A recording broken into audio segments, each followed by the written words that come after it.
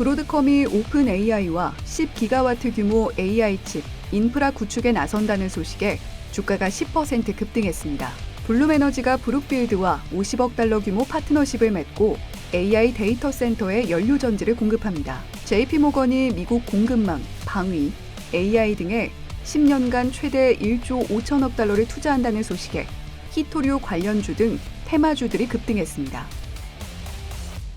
출근길 뉴스프레소입니다. 이번 주 첫 거래일 트럼프 대통령이 다시 후퇴하자 뉴욕 증시가 급반등했습니다. 시진핑 주석을 만날 필요가 없다며 대중 관세를 대폭 인상하겠다 협박해 증시를 급락세로 몰아넣었던 트럼프 대통령. 이틀 뒤인 12일 꼬리를 내렸죠. 익숙한 흐름입니다. 예전에도 그랬듯 이번에도 타코가 재확인됐습니다. 변동성 지수인 빅스는 12%대 급락하며 심리적 저항선인 20선 아래로 떨어졌고 S&P 500 지수 1.56%, 나스닥 지수는 2.2% 반등했습니다. 베센트 재무장관의 TV 인터뷰도 투심을 지탱했는데요. 주말 사이 미국과 중국 간 긴밀한 대화가 진행됐으며 이달 말 한국에서 트럼프 대통령과 시 주석 간 만남은 예정대로 이루어질 거라 언급한 겁니다. 해당 발언 이후 증시는 상승폭을 확대했습니다. 한편 오늘은 이번 불마켓이 만 3살 생일을 맞는 날. 큰 틀에서 S&P 500 지수의 마지막 저점은 인도 10월 13일, 그리고 오늘은 미국 현지 시간 25년도 10월 13일이죠. 과거 강세장이 3년간 지속된 경우 과연 그 이후의 흐름은 어땠을까? CFRA 리서치에 따르면 제2차 세계대전 이후 3년 이상 지속된 강세장의 총 기간은 평균적으로 약 6년 반, 이 기간의 상승률은 213%에 달했다는 분석입니다. 이번 사이클에서 S&P 500 지수는 약 89%가량 오른 상황이기에 아직까지 업사이드가 많이 남았다는 의견입니다. LPL 리서치에서도 과거 장기 강세장 사이클 내 4년 차의 평균 수익률은 12.8%에 달했다며 강세장이 계속될 거라는 의견에 힘을 실어줍니다. 한편 이번 불마켓의 핵심 동의는 AI 고평가 논란은 계속되는 가운데 밤사이 베테랑 투자자 하워드 막스의 인터뷰 내용도 주목해볼 만합니다. AI 열풍은 거품이 아니다. 적어도 아직까지는 아니라는 주장. 물론 열기가 뜨겁고 밸류에이션이 높은 건 사실이나 매니아, 즉 광기의 영역에는 들어서지 않았다는 건데요. 주가가 매우 비싼데도 또 미래 성장 가치가 없는 회사인데도 투기가 몰리는 시기를 광기의 영역이라 정의합니다. 지금은 그런 수준의 광기가 감지되지 않는다는 진단입니다. 미중 관계 개선 기대감이라는 핵심 재료와 더불어 AI주 급등의 결정적 트리거가 됐던 건 오픈 AI와 브로드컴의 AI 칩 개발 소식. 브로드컴의 주가가 9.9% 급등한 한편 엔비디아의 2.8% 강세도 유도했죠. 16일 실적 발표를 앞둔 TSMC는 7.9% 급등. BNP 파리바의 두 단계 투자 의견 상향 이슈까지 겹친 마이크론도 6.2% 오르며 필라델피아 반도체 지수는 4.9% 상승으로 마감했습니다. 전일 5%대 급락 충격을 딛고 테슬라가 5.4% 반등했습니다. 미중 관계 우려가 해소된 영향이죠. 비록 테슬라는 중국에서 수입하는 것이 많지는 않지만 중국이 미국 다음으로 가장 큰 타겟 시장이라는 점에서 미중 관계에 큰 영향을 받습니다. 무엇보다 히토류는 전기차 생산에 필수적이죠. 그 밖에 각종 테마주들의 시세를 자극한 핵심 재료, JP모건의 투자 이니셔티브였는데요. 미국의 국가 안보와 직결되는 여러 산업에 10년간 2천조 원 이상을 투자하겠다는 계획입니다. 히토류와 양자 컴퓨터, 리튬, 원자력 관련주들이 움직였는데요. 얼마 전 미국 정부의 MP 머티리얼즈 지분 취득 거래를 도왔던 회사가 JP모건이기도 하죠. 사실 미중 관계가 개선돼 히토류 문제가 완화된다면 관련주들의 주가에는 부정적일 수 있습니다. 다만 JP모건의 투자에 대한 기대 심리가 유입되며 관련주들이 오히려 올랐죠.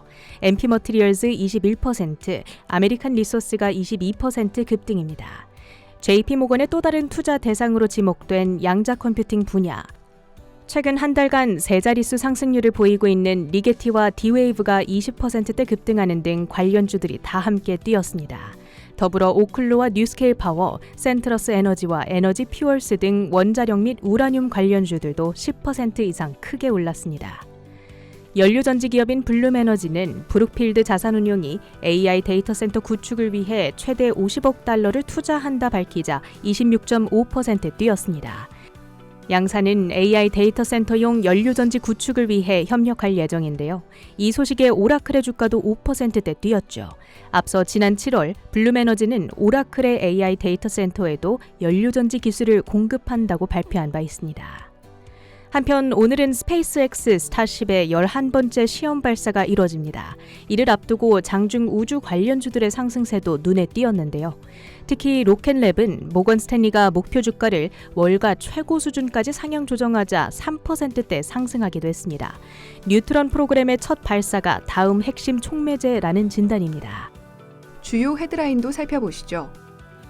크리티컬 메탈스 55%, MP 머티리얼즈 21%, 리게티 컴퓨팅 25%, 오클로 16%, 드래곤플라이 14%. 간밤 JP모건의 발표는 투자자들의 긍정 회로를 다시 활성화시켰습니다. 히토류부터 양자 컴퓨팅, AI 인프라, 우주항공 드론까지 주요 테마주들의 주가는 살아난 투자 심리를 그대로 반영했는데요. JP모건의 제이미 다이먼 CEO는 미국이 생명의 필수적인 광물과 제품, 제조업 분야에서 신뢰하기 어려운 공급원에 지나치게 의존해왔다는 사실이 뼈아프게 드러났다며 JP모건이 자국 안보에 핵심적이라고 판단하는 산업에 앞으로 10년 동안 100억 달러, 약 14조 원 규모 직접 투자를 추진한다고 밝혔습니다. JP모건은 직접 지분 투자뿐 아니라 벤처 투자, 추가 금융이나 인력 지원까지 포함해 최대 1조 5천억 달러, 우리 돈으로는 무려 2,140조 원을 투자할 계획입니다. 로이터 통신은 JP모건이 방위, 항공우주, 인공지능, 양자 컴퓨팅 기술, 배터리 등 에너지 분야와 공급망 첨단 제조업 등 4대 전략 분야에 100억 달러를 직접 자본 투자와 벤처 투자 방식으로 투입한다고 보도했는데요. 이는 인프라를 현대화하고 자체 공급망을 구축하며 전략 산업을 육성하겠다는 트럼프 행정부의 기조와도 맞물립니다. JP모건은 특히 최근 미국 정부가 MP 머티리얼스의 지분 인수 거래에도 관여한 바가 있어서 히토류 관련 종목들은 그 중에서도 강한 상승세를 보였는데요. 현재 미국 정부가 지분을 보유한 기업으로는 MP 머티리얼즈 외에도 리튬 아메리카스, 캐나다 트릴로지 메탈스 등이 있습니다. 여기서 포착할 수 있는 투자 포인트는 바로 중히토류입니다. 경히토류는 매장량도 풍부하고 중국 외 지역에서 생산이 가능하지만 중히토류는 공급이 보다 제한적이고 중국 집중도도 높아서 더 희소하게 여겨지기 때문이죠. 간밤 50% 넘게 급등한 크리티컬 메탈이 대표적인 중히토류 개발 기업이고요. USA 레어얼스도 마찬가지입니다. 한편 이번 투자가 최근 오픈 AI, 엔비디아를 중심으로 불거진 부채 조달이나 순환 투자 등 자금 조달 논란을 씻어줄 거라는 긍정적인 해석도 나오는데요. JP모건이 투자한다는 것은 민간 자본의 신용 보증 역할을 자처한다는 것이기 때문에 이 관련 대규모 캐펙스 조달이 빚으로 도는 순환 투자 구조가 아니라 신용 기반의 실물 투자라는 인식으로 전환되는 셈이죠. 다이먼 CEO 역시 우리의 국가 안보 이니셔티브는 자선이 아니다.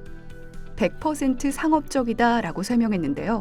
AI 밸류체인 전방과 후방 모두를 지원하며 AI 에코시스템 파이낸서를 자처하는 JP모건의 투자가 AI 버블론을 사그라들게 할 수 있을지도 지켜보시죠. 오픈 AI가 브로드컴과 독자적인 AI 프로세서를 개발하고 배치하는 것을 골자로 하는 파트너십을 발표했습니다.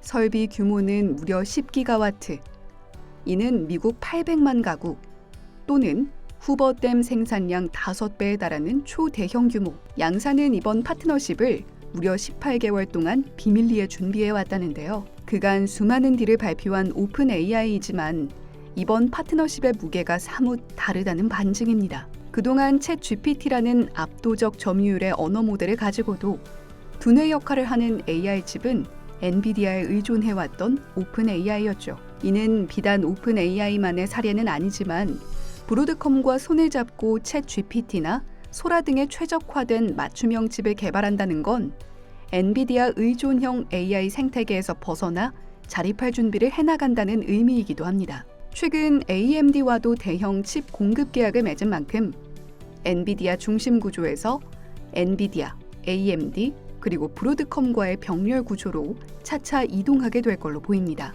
오픈 AI뿐 아니라 메타, 구글, 아마존, 마이크로소프트 등 주요 빅테크들은 이미 자체 AI 칩 개발에 뛰어든 상황이죠. 브로드컴은 이런 현상 속 1순위 수혜 기업으로 기존에도 구글 TPU, 메타 등에도 맞춤형 칩 공급 이력이 있기 때문에 엔비디아 대체 공급망의 핵심 기업으로 자리 잡고 있습니다. 또한 이번 파트너십에서 칩 제조뿐 아니라 네트워킹 인프라 구축까지 담당한다는 점에 주목한다면 브로드컴이 칩 제조업체에서 AI 인프라 종합 기업으로 거듭나고 있음을 알 수 있습니다. 이 소식으로 엔비디아, AMD 등은 기존의 지위가 약화될 거란 우려도 피해갈 수 없을 텐데요. 다만 이러한 오픈 AI의 자체 칩 양산은 2026년 하반기 이후부터 시작될 걸로 보이고 양산이 시작되더라도 엔비디아 중심에서 여러 기업들이 점유를 나눠 갖는 병렬 구조로 이어지기 때문에 당분간 엔비디아 중심의 구조는 이어질 거라는 전망입니다. WTI 원유 선물이 3거래일 만에 반등하며 1% 오른 59.49달러에 거래를 마쳤습니다. 달러당 원화 환율은 야간 시장에서 1,424원대 마감했습니다. 금 선물 가격이 사상 처음으로 4,100달러를 돌파했습니다. 출근길 뉴스프레소였습니다.